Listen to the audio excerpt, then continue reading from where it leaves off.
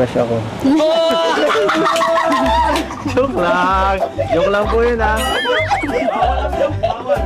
Siya ang dapat sumagot dun eh. Siya ang gusto ko sumagot dun eh. Biancy, ito. Third question mo. Naniniwala ka ba sa kasabihang age doesn't matter?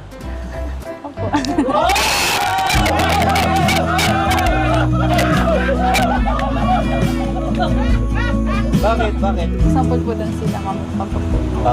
Okay. So, kaya ka naniniwala kasi yung parents mo, gano'n. Grabe, ang dami nyo ng bulong!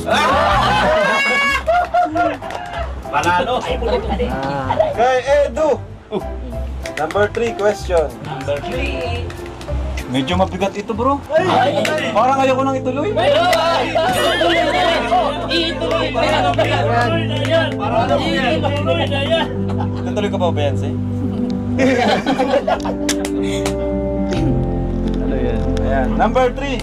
Eds, naka-move on ka na ba sa dati mong kalab?